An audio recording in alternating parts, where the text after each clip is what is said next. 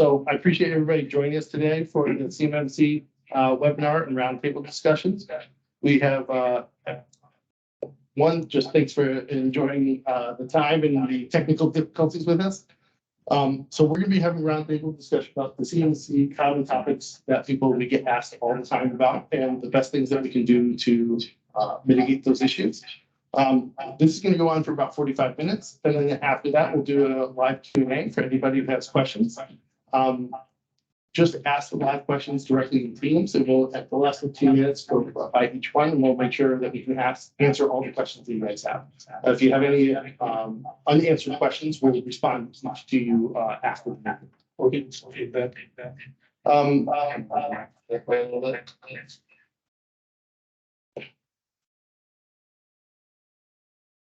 So what I'd like to do is have everybody introduce themselves.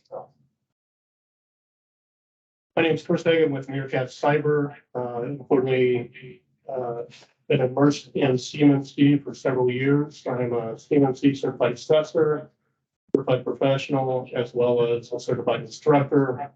And we formed Meerkat Cyber just a few months ago. It just is pretty much focused exclusively on CMMC and giving cybersecurity guidance through the process. My name is Daniel Stark. I'm a certified CMMC professional, and I have a history in manufacturing, working the DIB.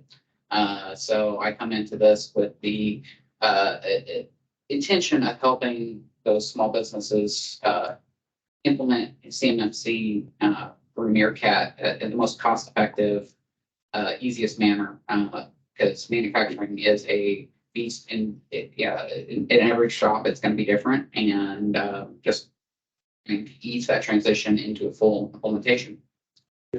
My name is John Richards. I've been involved in CMMC for about a year now. Went through CCP training and set to take my exam here next month.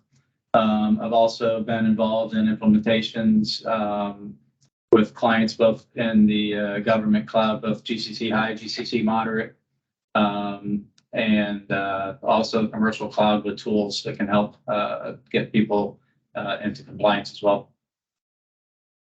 I will introduce Junaid as well. Junaid, can you speak yet? We were having technical difficulties earlier. Can you hear me? No? Yes, great. You want me to do the introduction, or are you going to do it? Well, if you can hear me, I'll just do my introduction. Great. My name is Junaid Islam. I've been involved in secure comms 35 years, primarily a protocol designer. Have done everything from weapon systems to comms, and I look forward to this discussion. Thanks for having me. And I'm Foster Charles. I'm the CEO of Charles IT. We're an MSP focused on highly regulated industries. So we support people. Everybody else can do assessments and help with through the gaps, but we have to handle the implementation of most of the controls, and we can't assess our own clients if class can't guard the hen house. So I'll be facilitating most of the discussion today. I'll let the rest of the experts talk. So I think one of the first things that we can kind of go through and start off the discussion is talking about there's been CMMC version 1, right? That came out and got the ball rolling. And then they decided to change it and adjust it into what they call CMMC 2.0. And then there's this lovely leak and review to confuse people even further about CMMC 2.1. And so what a lot of people have heard the revisions between 1.0 and 2.0. So I don't want to get into a lot of that today, but the confusion between, okay, is 2.1 a thing? Was that just a leak? Is that really what 2.0 is? And what do we think 2.1 is? And just a quick discussion about that. Great. I'll start. 2.0 is the version that we saw launch exactly 2 years ago. And it was kind of a surprise. Everybody thought we were going forward with 1.0. 2 years ago, there was one of these overnight what just dropped. And 2.0 landed in our laps without any warning whatsoever. And that's what we've based all of our training on and a lot of the guidance thus far. However, everybody knew when this came out that the DoD said in 2 years or less, they said 9 to 24 months, we're going to go through the rulemaking phase and finish, and that'll be the official rule. So this is just guidance for now. Well, that official rule went over to OIRA and the Federal Register, and somebody accidentally leaked it, as you said. Which it got published for everybody to download for a brief few hours, and we got a copy. We can't tell you for sure that's exactly what 2.1 is going to look like, because it hadn't finished the rulemaking process, but it's the way that DoD left it, and the SBA has already blessed it. So those documents already have all the input from the DoD and the SBA. All that was left was the White House and OMB, OIRA, putting their final touches on it. That has happened. We are told now the rulemaking is completely done. We're waiting literally any day for the details. What got published at OIRA last week was it's done. It's going to be a proposed rule. There are going to be 60 days, could go up to 90 of comments. And then we're going to start implementing. So what happens next is public comments, 60 to 90 days, DoD takes them into consideration, and then it's the final rule. So let's talk about the 2.0 versus 2.1. What are the variations from what was publicly released versus that week? One of the things that was big is they said anybody who's providing electronic services, so ESPs, electronic service providers, MSPs, they're going to have to be regulated and fall underneath the certification as well. So that's a significant change. They're playing around with maybe they need to be FedRAMP moderate or equivalent. And they just said, nope, he'll get an assessment. To the level that they want to engage, correct? Correct. Yeah. To the client's level. Yep. Yeah. So people like me, MSP, looking for to be able to work with those clients, I need to be certified as well. Absolutely. Yes. Common thing. How about any other changes? Well, it gave us a insight we never had before under 2.0. They'd never released the level 3 documentation. We didn't have any clue as far as to what depth they would implement 800-172 from NIST. And now we have an insight as to what that will look like. What are those additional requirements over and above what is required in level 2, such as annual pen testing, 24/7 SOC. Those are requirements that level 3, once we see that going into contracts, should hopefully be a very small percentage of the DIB. But, we're going to see a number of people go, oh, I didn't have that cost in my RFQ. Mm-hmm. One of the things, just to back up a little bit, that has been consistent, 2.0 announced there are 3 levels. 1, 2, and 3. 1 is really reserved for only if you're handling FCI, federal contract information. Levels 2 and 3 for the higher level of information that you would be working for with the DIB. And level 3 is a very small number of people, but as Daniel said, we finally have the details on what does it look like for those people, what do they need to do. And then, so a common question that we get is, like, how do I know if I'll be level 3? What the requirements will be? Level 2, level 1? Great question. It'll be in the contract. One of the things, it'll be listed. So it's up to the DoD. And by the way, this is probably, according to the DoD, this is going to go to every federal agency. So we're not talking about just the DIB anymore. It's going to be defense industrial. Yeah. A lot of people get that question a lot. So perfect. Yeah. So this will most likely touch on anybody who wants to do federal business in the future. And it's already been adopted by Canada. It's already been adopted by Israel, Japan, and the UK. And we expect more to come along. So this is not just a US DoD thing. This is a massive change to cybersecurity rules. And then, so I'm speaking for my clients a lot of times. They're like, great. I'm supposed to be, how do I prepare? If I don't know if it's level 2, level 3, there's a difference. What that is, I have to wait for a contract to come out, or they request? Yeah, for a lot of clients, you're going to see, they're going to be needing to look at what are the proposals that are out there, what they say, but there's also kind of what is your area of expertise? Would you put yourself into what the DoD calls an advanced persistent threat? And to really look at what they're wanting, it really comes down to people in the high-tech software. Luckily for manufacturers, I don't see very many manufacturers being level 3 per the requirements, even though I might think it's a bit of a mistake at the moment, because you have manufacturers out there building stuff for F-35, all of this. I'd call that advanced persistent threat, but all the verbiage points to software. If you're handling CUI, almost for sure, you're gonna be at least level 2. Mhm. And CUI is controlled unclassified information. That's a level of data that the government has said, all right, it maybe isn't top secret, but this is sensitive stuff. This is how you can build an F-22 or F-35. So we're gonna protect that. If you're handling anything like technical drawings or information that would rise to that level, then you can assume you're probably going to level 2 minimum. So I have a quick question from Brooke. Is the US the last to implement the new CMMC rule? You mentioned they've started in other countries already. So it was a curiosity. We started talking about Canada and things and that rule. Yeah, it started here. Mhm. The DoD now is the only one that has pushed it, but other departments, Treasury, I think, is have been talking about it, so it'll probably spread likely to every place. And I think for an easy answer there, Canada hasn't implemented it yet. They're waiting for the US to finalize it, but they said that they're going to adopt and follow similar. Yeah, and one of the main things was reciprocity.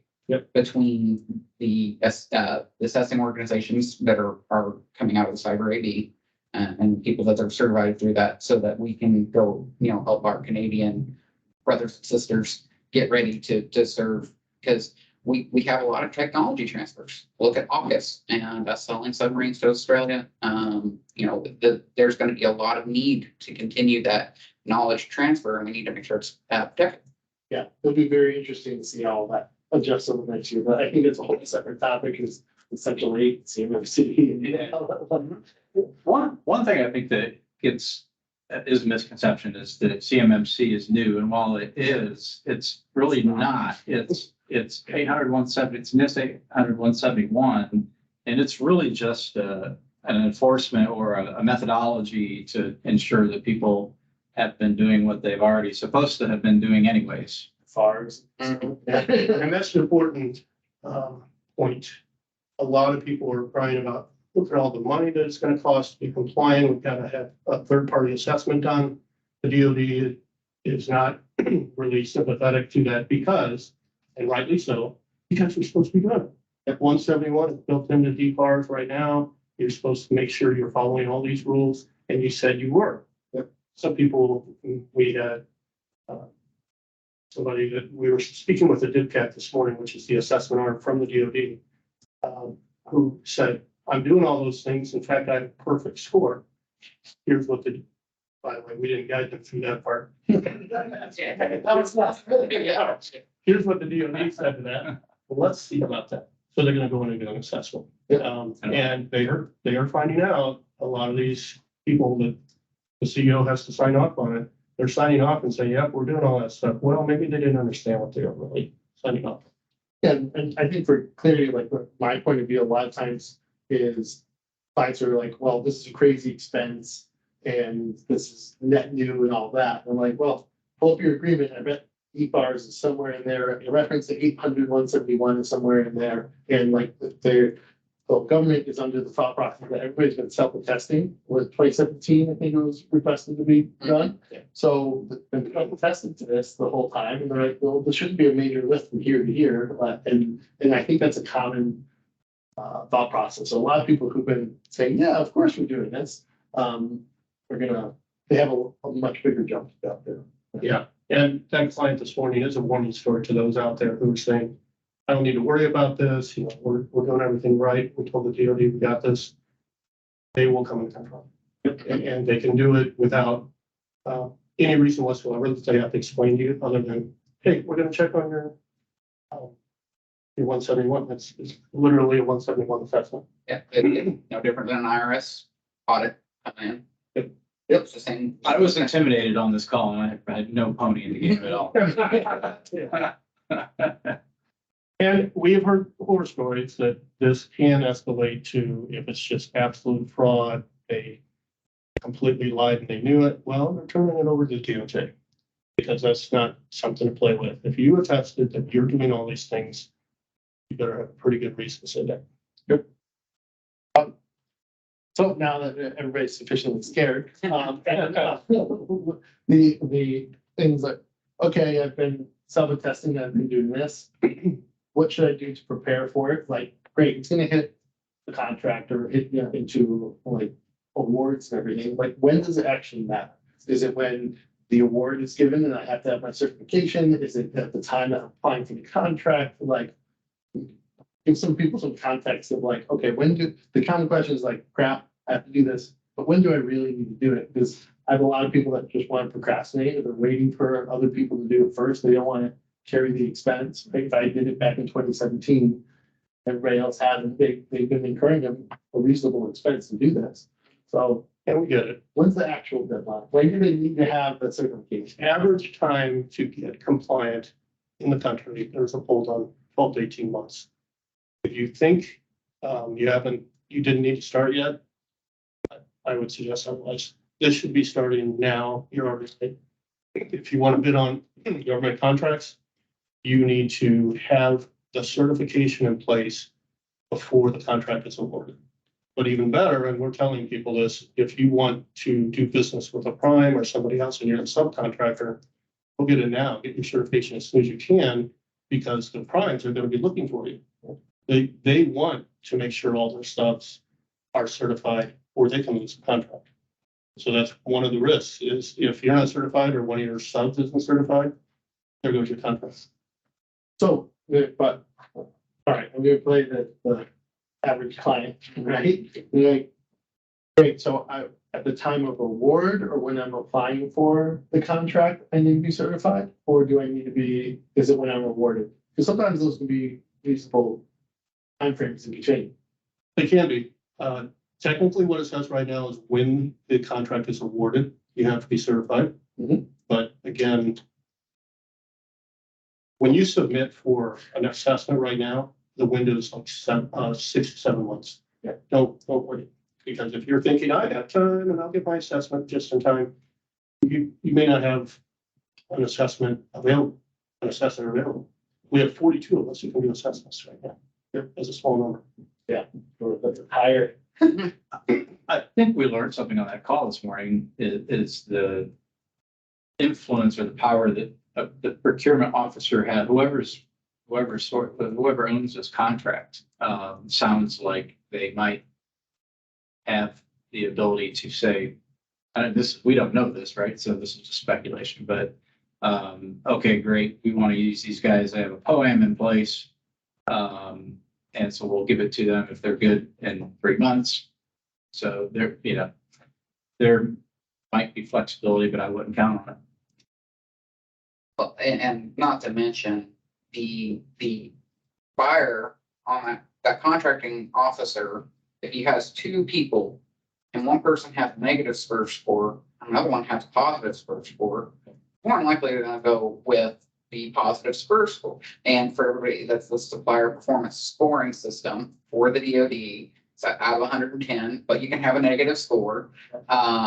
And those are currently supposed to be done self-assessed, but you can have a professional come in and go over that with you so that you are presenting that accurate score to the DoD. And we had that. Don't lie to the DoD. They don't take it long.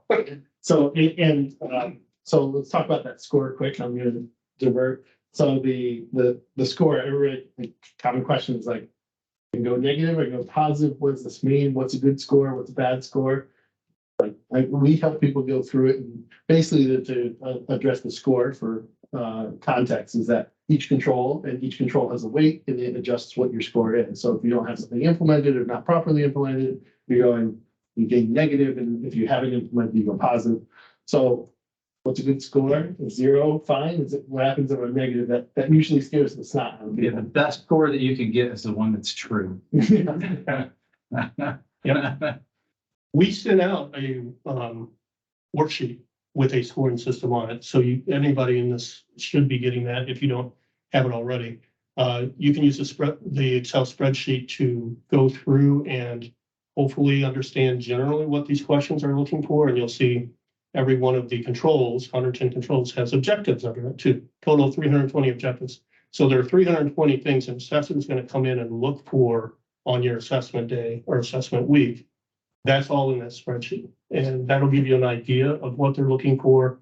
But you want to really get into the weeds as far as how to improve those kinds of things. And to your point on what is a good score, if we, A true one. well, a true one. If you were coming in for a CMMC assessment today, you were supposed to get an 88 out of 110 to even have that certification, have a POAM, and give you 6 months to get those deficiencies to get you up to that perfect 110. If you score under that, that assessment is a failure, and you got to go back to the line to be reassessed again. 6 months back or 7 or whatever it is. And that line is just getting longer and longer. Yep. So, and for context, so 88 is good score. Right. That is Bare because minimum. Bare Yes. minimum, sorry, not good score, bare minimum. Mhm. Or And at that point in time, yeah, to be able to get an assessment, right? Yep. Don't try to get an assessment below because you're gonna, You're not gonna pass. And then you about 6 months in the POAM to be able to go and get to the full score. But the problem for you as going after a contract, if the rule were in place today and that contract's gonna be awarded in 3 months, you can't take those 6 months to get that. You need to have that done before those 3 months are up and have that final actual certificate in hand that you are at 110. All right, so I'm a fun client again. Mhm. I'm the only person that makes this part. I saw there's an exception rule. I'm the only person. They got nobody else to go to. What are they gonna do? They're gonna have to make an exception for me. Yeah, having been a sole supplier for a part, I know that is yes. They will find a replacement. Exception process, like there is a defined process in there. And the assessor doesn't care about exceptions, by the way. So the assessor isn't looking at you're the sole supplier. They're coming in to say, are you doing all these? And you have to get to 110 to be certified. So at the end of the day, at the end of the 6 months, perfect score, 110 is what is required. And that's what the assessor cares about. I want to see all of those objectives met and show me. They want proof. If I'm the supplier to F-35, something like that going on, right? And I'm the only person that makes that part, government really gonna stop awarding me the contract? That's what CMMC says, is you cannot get a contract without it. And you're probably, as a customer, you're not answering to the DoD right now. You're answering to, the manufacturer, whatever, wherever your part goes. And so can Boeing find that somewhere else if that's where your question is? Like Daniel said, probably yes. Mhm. We can do that quick. Mhm. Yeah. And the exception process that is in place, they kind of clarified a little bit about that. And we comment to that. I don't want to make a comment. to that. Basically, they said that it's, there is a process, but it needs to go through an insane amount of approvals, and there's gonna be almost none of them. They made it very clear that it was gonna be almost impossible to get an exception. Yeah, you're talking Don't about count on that. Yeah, somebody who has a patented process that can only make that, okay, yeah, that's somebody who's gonna, but, I make a component that goes on a ship. And I'm the only one, I've been making it for 10 years. They can find another machine shop, another manufacturer of some sort. It's just gonna come down to how much legwork is gonna be required. I've actually 2 or 3 people that have approached me as clients saying, we're predicting that there's gonna be a bunch of people that can't do it, and we're gonna need to very quickly manufacture an X part, and that is their business model for people that won't get certified. They're literally opening up shop to do exactly that. These are the people that weren't certified. They're gonna have to go somewhere, and they're expecting the prize, and they're like, I need somebody quickly to go and do this, because it's gonna hold up the line. That is their whole business model, which I thought was really smart. Actually. Absolutely. Yeah. So one of the things you said I want to hit back onto is, and common question that happens is,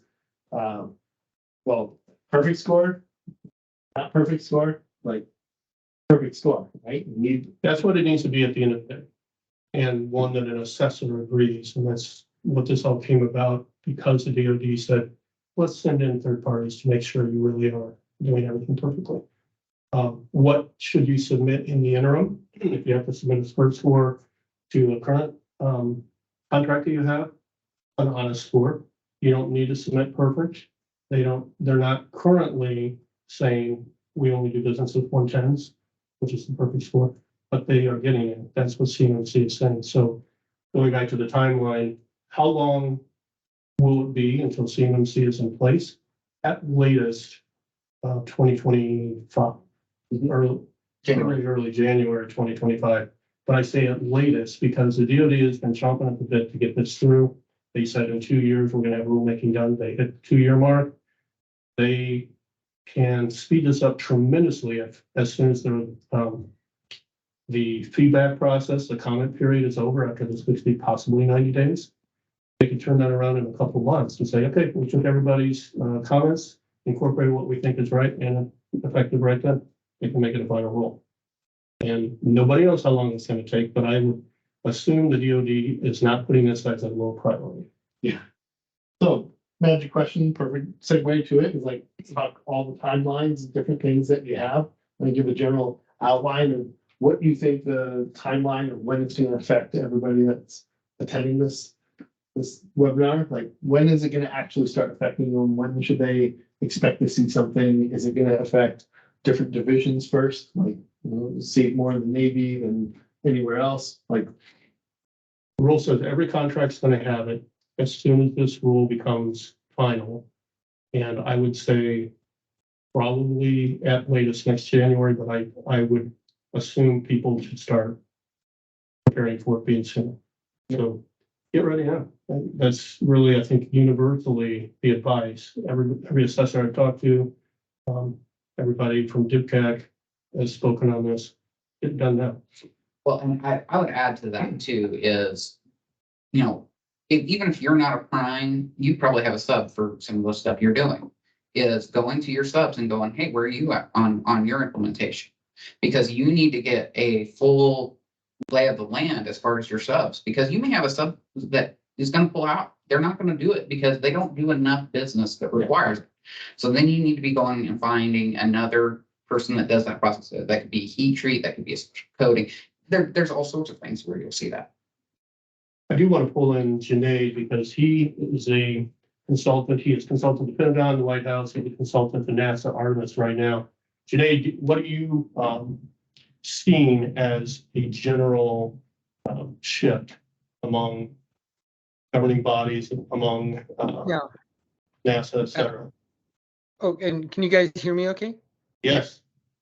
So I think there's 3 things I want to just say, and I want to build on what Chris has been talking about on the, get ready earlier. And that's really important because the earlier you start, the smoother it is versus getting to contract and then someone from DoD saying, hey, do you have everything, right? So that's the thing about CMMC. The longer you take, the price goes up. But before I say that, the question is, why are we doing this at all? The reason we're doing this at all is, America is an open society, and both China and Russia have decided to almost effectively go to war with America using technology and cyber. So we're in a very odd situation. And the difficulty here is, one of the things everybody might have noticed is, cyber attacks have become more aggressive in the last few years. It's kind of weird, right? I mean, the idea that people would be stealing digital certificates 10 years ago would have been fantasy because that's a cyber weapon. Well, what happened is both China and Russia released their cyber weapons to hackers around the world and used it as a force multiplier. And that's why you see ransomware attacks by real dum-dums like from, Eastern Europe or Africa who don't know what they're doing, but they really got their tools from Russia, right? So this is really important. Number one. Number two, now that we understand what's happening from Russia and China and how they're using, low-level hackers to, basically go after everybody who works for the U.S. government, you really want to think about the data. That's what they want. I mean, and Chris a number of people touched on it. You yourself might not be doing something classified, but you're selling something to somebody else who's selling to somebody else. And what China and Russia have done is they've gone deep into the supply chain at the bottom, like, so F-35, the engine is like super classified. You can't get to it. But in some small town in America, they're making the chair, just the chair, right? So they'll go after this small town person and then go up. So I think it's really important to understand the CMMC 2.0 and 2.1 from the lens that they're stealing the data. And I'd advise you to think about it that way, because if you try to just read all of the regulations and brute force memorize it, it's impossible to understand it. But if you look at it through the context of they're trying to vacuum out, then it's easy to understand. And then the third point is, having built secure networks, one of the things that Chris said, and it's important, is, why do you want to start early? Because you have choice. That is, if you try to secure your entire company, it gets expensive, but then you might realize, well, wait a minute, everybody in my company doesn't need access to all the data. Maybe there's a smaller set. Maybe the people handling that smaller set, we move them to different laptops, and then we get a different email system just for that smaller set. So there's a lot of things you can do as a company that really reduce the cost and complexity of a compliance. And then working with an assessor ahead of time to say, oh, maybe we just create a partition for people who are US citizens who actually handle DoD documents versus trying to onboard the whole company, makes a huge difference in the price of compliance. So, I think that the things that Chris said are really important. And like I said, if there's one thing you can remember out of my comment is start early, look at the data, and then look at the options to refactor your company and really save money on compliance. Anyway, back to you, Chris. And speaking of that, perfect point you made. What a lot of companies are doing is they're setting up an enclave. Okay, these are the only people that need to have the CUI or the FCI. Let's keep it limited. Does the secretary need to have access? No. Okay, maybe we don't need to have her as part of the certification. So there are ways to make this more reasonable. We have a lot of guidance that we can give on different places you can go, whether it's like Charles has a very skilled team of people who can get you toward compliance as far as an MSP and what they can provide. That's important to do. Find people that know what they're talking about, because we've seen the mistakes. If you go get anybody off the street, say, hey, can I get me compliant for this? Sure, they'll take your money, but if they don't know what they're doing, we've seen $80,000 mistakes where they set it up wrong. So you need to have somebody skilled. You can find Charles IT and us in the Cyber AV website. There's something called a marketplace there. Highly, highly encourage you to look there to make sure you're getting somebody who's been educated and knows what they're doing. I just want to echo something Junaid said. So about how our adversaries are reverse engineering this by going into these lower levels of the supply chain. And this speaks to the why. So when I was explaining that to somebody, and they're like, okay, so what? They know where our chair is made or whatever. The reason they're doing that, and then we'll just use that as an example. If they can compromise something, it's a lot easier to hack into that little machine shop and change something on their CAD machine and maybe off engineer it a little bit so that it cracks when somebody makes a hard turn to the left, let's just say. They've compromised us just through that. They've down the entire fleet. Yep. We can't fight. And you can look up in this case, there were 2 Chinese citizens that were working for the US and able to penetrate one of the subcontractors for the F-22 and the F-35.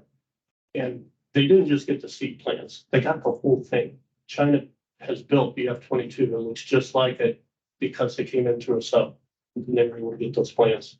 That's what we're dealing with right now. And the DoD, I think the estimate is $50 billion a year of our technology is getting stolen. Yeah, it's crazy to see how they've been able to piece together all the parts and grab parts here, and then reproduce everything. So this is the whole reason this is out, is to have the US be secure all the secrets. They're not getting hacked by the primes. They're usually going through all the stuff. So. Yeah. Well, and it's not even just secrets. If you think about it in business culture altogether, how many people's identities are stolen every day? If we changed our culture to protecting data at all times, we would see less of this because it would be harder to steal somebody's identity. So these same practices don't just pertain to working for the government. This is, just protecting your employee's social security number. If you're a coffee shop.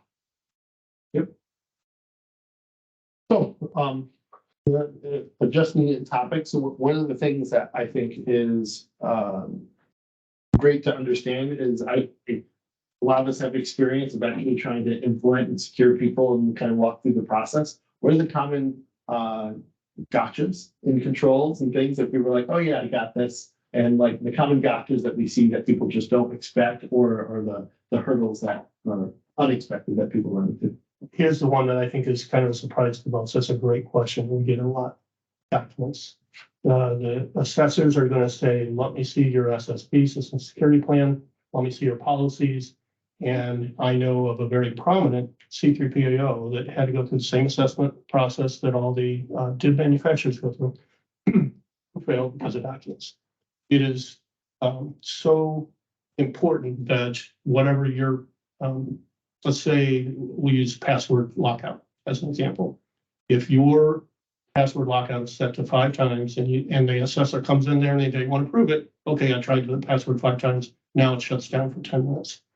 They're going to want to see a document too. If your document says 10, that's a fail, sadly. And if you guys don't have a document at all that covers those kinds of policies, that's a fail.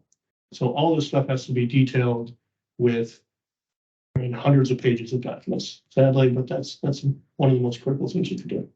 One of my things I always do is like, great, the policy is this, and make sure whatever's in practice, like the policy has to be compliant, and then whatever's in practice should be either more aggressive or like has to be able to continue to follow through with it. So if you say you're doing access control every quarter, which I think is what they're really hunting for, like try to do it every month, and then just the fact that you're doing it, you got to document that you're actually doing it. Like, give me some meeting notes, give me some context, like prove it. And it's great. You sign that you said you did, but you got to be able to prove it as the documentation. Yeah, the whole thing is examine, interview, and test. Read the docs, talk to the people who do it, and prove it. And a lot of this can be put back to other standards that many industries already deal with. If you look at things like quality standards, there's a lot of parallels. AS 9100, ISO 9001. They want to see, you do what you say what you do. I find that we find companies that have not been working with the right MSP or the right partners in general. And you can go through and, I think there's a lot of advisors out there that aren't doing justice for their clients. And it is very meticulous. A lot of people look at access control, which is, first domain, and say, an engineer's first reaction will be like, oh, that's mostly Active Directory. And then the customer says, we have Active Directory. Okay, we're good. Yeah. That won't get you there at all. So working with the right people is huge. Daniel brought up something I wanted to highlight. What is the assessor looking for? Examine, interview, and test are the 3 things that we come in. Those are 3 tools as assessors when we come in and look at a contractor to make sure, are they really doing it? So examine means documents. I want to see your policies. I want to see what you guys have said that covers this exact objective of the 320 objectives. Interview, I'm going to talk to your CISO if you have one, your IT director, whoever you guys have, to make sure that they understand how this policy is being enacted. And we come in with a whole list of questions. Tell me about this. How does this work? What's the training schedule? Things like that. And then test. So we will literally log into a laptop or whatever device you have there and see, okay, let's try that 5 password policy. That we don't, and this is why the DoD has set it up this way, and we all have to learn this process with exam and interview tests being what really matters. Don't take anybody's word for it. You got to go in and confirm. This really is like a new level of organizational participation that is in play here. And I don't think it's going to be easy. It's like the people aspect of this is unknown because most people just get busy doing their jobs every day. And that's not going to be good enough anymore. And so it's hard to convince, small manufacturing companies, small companies in general, because they're just so, lean and agile and policy free typically. And that's something that's going to have to change. I think it's going to have to be mitigated by tools that do a lot of this stuff for them, because they probably won't, and we still need the end result to be the same. There was a question posed to a group that has a lot of resources to track this down, but they were asked, how many of the DIB contractors can internally do what is needed for compliance with CMMC? Less than 1% is what the estimate was. And that's okay. You guys shouldn't have to take all this on. You have to go out and make your widgets and do business with the government. But you do need to find a very sophisticated MSP like Charles and get some good guidance, because most likely your IT director just doesn't have it. Yep. Yeah, usually it's him handed off to them, and that's the most common reach out that we get is like, I know what this says, but I don't know what this means, or how do I implement it, and what's about testing. Yeah. So interesting. Other gotchas? Those are a lot of the main gotchas. It really just comes down to, for a business, they need to look at what is the business that they have currently and what they plan to do in the future worth to them. Mhm. Because this compliance is going to require a level of work that is normally seen in a much larger and even publicly traded company normally. And that is going to weed out some of the DIB, small businesses. And it is sad. I hate to see that, as having grown up in a small business. But there's a role for everybody. Everybody has their niche, and we'll see that kind of come out of this. One of the things that surprises people, but it's in CMMC and it's required, you need to have training, company training. And it depends on the employee level, what the training is. So you don't just have everybody get together one day a year and listen to some webinar like this. You actually need to cater it to the executives. Here are the kinds of attacks you're going to see. Here's what's most likely going to get through to your executives. All right, now what about the engineers? Here's the kind of training they're going to need. And humans are the weakest link. So training is imperative. CMMC has said it's required, and you have to prove it. One of the gotchas that we see is they assume like, hey, I'm with Azure or AWS, or I'm with this major provider or something like that. And the two things my most common thing is encryption with the FIPS 140, and then we have FedRAMP certified data centers where your stuff is. So a lot of people are like, oh, well, that's Microsoft problem. I'm in Office 365. To me, a lot of people just expect that it's somebody else's problem. They have a SOC 2 or they have all the certifications. That's not really the case. So from my point of view, a lot of it is the equipment. So I'll start with FIPS.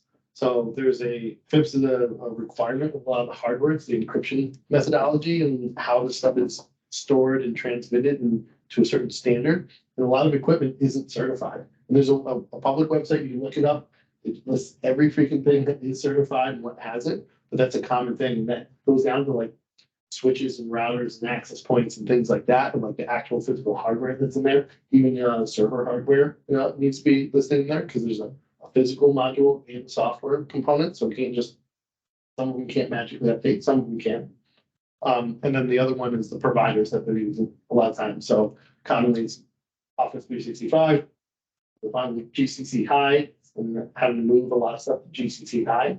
So a lot of people are like, well, what the heck am I looking for? I'm like, you're looking for a FedRAMP certified kind of location where this stuff is here. And what that basically means is that the government wants to be able to come in and say, where's that data? What server, what rack, what hard drive? They want to be able to go pull it and do the forensics on it.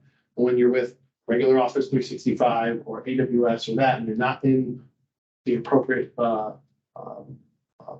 setting without those certifications, they can't do that. And that's usually one of the things that they're like, oh yeah, that's fine. And those are not easy switches. And there's a lot of gotchas to each one of those as well.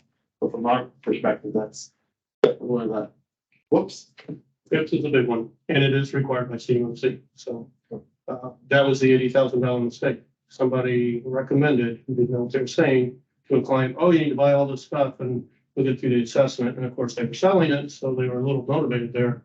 Well, it wasn't FIPS validated, so we're certified. So if you are looking at new equipment, you need to make sure you're buying from somebody who, or at least having the guidance from somebody who knows what you should be getting. But I pay $5 a month for my Comcast business router. Yeah. I'm testing this out, it's not gonna cut. Yeah, and kind of going back to what Janae talked about, the enclaves is there, that whole thing comes back to your CMMC enclave.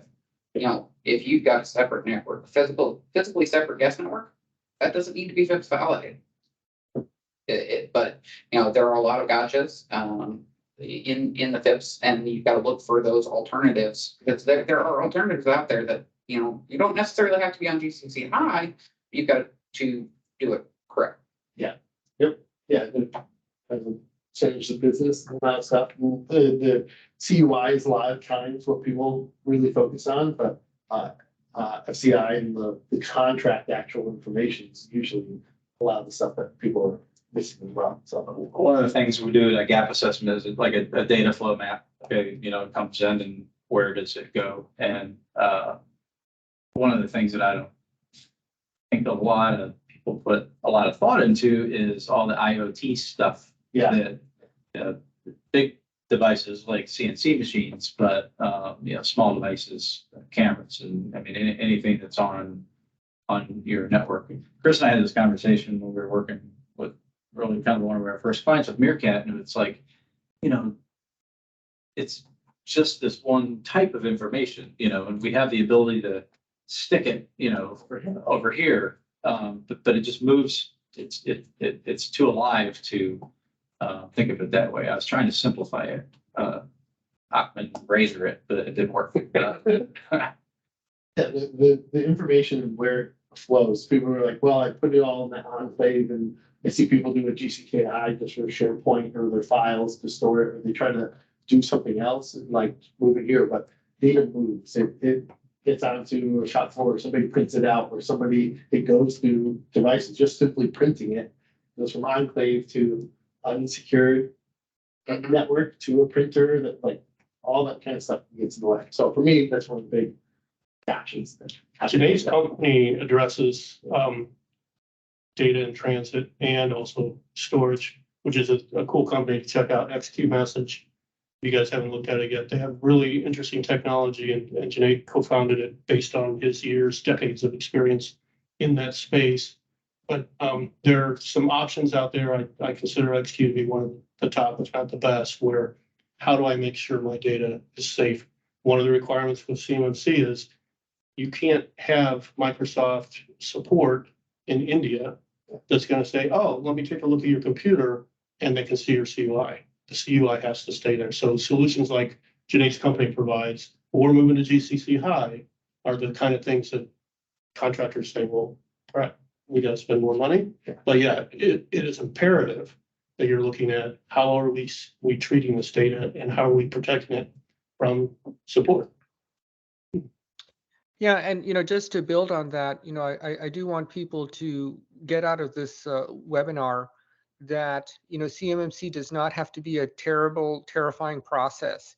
If you do start ahead of time and you create the smallest secure network you can, because when you get really down to it, as a DoD contractor, the simple question to ask is, does everybody in my company really need access to the document or some long contract if you've been a DoD contract? And the answer is no.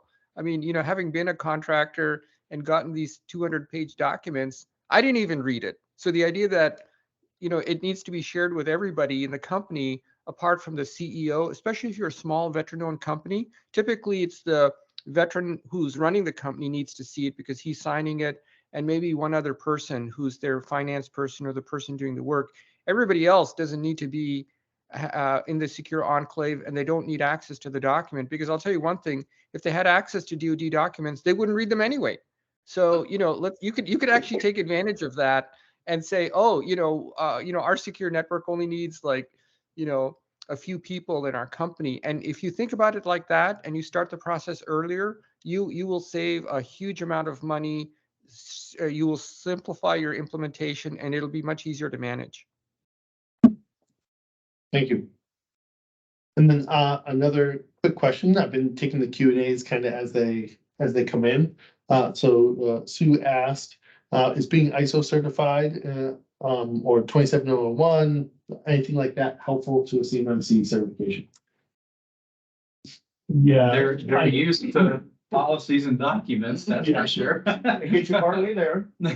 Honestly, that's one of the biggest steps. If you're not used to doing that, like getting the organization, to me, it's a big advantage because getting the organization, you can implement a lot of the controls, but getting the organization to get used to documenting things and following the process and policy and all the rest of it Right. is honestly probably one of the hardest lists because it's easy to write the policy, changing the organizational's culture and style when they're used to like In CMMC is a reassessment, just like ISO, so it's a new lifestyle. definitely. So Yes. there's definitely benefit to that. Yeah, there's definitely benefits. CMMC is also a lot more prescriptive. You know, you shall do X, Y, and Z. Where ISO has a lot of, you just define. Yeah. And as long as you do what you defined, that's kosher. Yeah. So yeah, it helps. For me, it's the cultural aspect to it. And a lot of some of the controls that you find in like a SOC 2 and ISO and all the rest of it, they overlap. They want to see certain things there, but this is far more of a third-party attestation coming in and not defining against your own process, but against a third-party standard. So I kind of relate it to a SOC 2 kind of thing of like, it needs to be here. The difference I see in CMMC is it's extremely specific. So a lot of times like, needs to be encrypted. Very broad term, but they want certain standards and certain things to be laser-like. So hopefully that answered the question well. I think we would be remiss not to mention 171, which is what CMMC is based on, and 172. They're getting updated right now. So there is a rule, there is a draft of what the new revision 3 looks like. They're seeking public comment, but it is going to be finalized by spring, which means guess what? Whatever whatever you thought you were doing before, we're going to add a few things to it. So if you look at how many controls there are in the current version, some people will say, oh, it's only 95 controls now. They went down from 110. Great. They packed them. And so it went from 320 objectives that an assessor is looking for to, if the current version goes through, 445. And now we've got this list of 445 that you have to meet every one if you want to get certified. Yeah, so do grab my next topic that we're gonna switch to was exactly that. And we have 800-171 revision 2, which is really what the thing's been all about, really been refined and focused to. And you have great CMMC is kind of going through, they pointed at that. And then we have revision 3 of 800-171 coming out. Is that going to be just pointed back to 800-171 revision 3, or is it going to stay at 2? And if you're assessed under 2, revision 2, your assessment still stands. If you are going to be assessed sometime in the future, and right now with the backlog's probably around 6 months, you should start looking at revision 3 because it will be applicable. It's going to point to CMMC points to 171. So whatever NIST said 171 looks like, that's what you're going to have to comply with. And to add to that, the DFARS rule that requires 800-171 will require a deviation because the day R3 is final. Technically, you're supposed to meet R3. Yep. Well, that is impossible for any organization. And in the past, DoD has provided deviations, class deviations for a time period to get that implementation done. We'll probably see the same thing with R3. It is very much, there's nothing going away. You're just going to have to do more. So just be prepared for that. Great. I think I've been answering the questions as we go. I know most people join for a 1 hour kind of a webinar. Anybody have questions? You're more than welcome to answer them into the chat. It looks like anything else that you guys want to have for closing thoughts or thoughts? I think the main thing is to not think about this as the increased cost, but more so as to why are we coming here? It comes down to there needs to be a consideration that all data is important, not even just the government CUI. And that you need to treat, your customers' proprietary data at the same level. And if you get that culture shift implemented, you'll find that your business implements the standard easier. It's been stated in a town hall that the DoD kind of expects this cost that DIB is going to experience to be passed on to them. So I think it's important to remember when contractors are bidding for these things, it hasn't really been defined how, whether the whole cost, do you pass the whole cost on at once, you amortize it out? I mean, it wasn't really stated, but I think it's important to recognize that the DoD has at least acknowledged that it's going to cost, and they expect to see that cost, passed on throughout the whole supply chain. You are going to spend money, we know that. Just be able to bid, and you will be one of the few certified if you do it sooner. You just add it into your bid. Those that are not certified are not going to get contracts. Well, I appreciate you all coming out to this. I'll see if there's any more questions to answer. I've been kind of picking them off as they go. But we appreciate everybody who kind of come and joined us, dealt with some technical stuff. We had a last minute change to this venue for where else we were set up. So apologize for any of the issues you guys have. We'll send out copies of the webinar. We'll make sure all questions are answered. If you have them, feel free to continue to answer and shoot emails. We'll share out everybody's contact information along with the scoring sheet that you mentioned. So anybody who's attended, you'll get copies of all that, and you can reach out to us and ask questions at any time. But again, appreciate everybody for joining us. Thanks for joining. Yep. Thank you. Thank you. Thank you, everybody.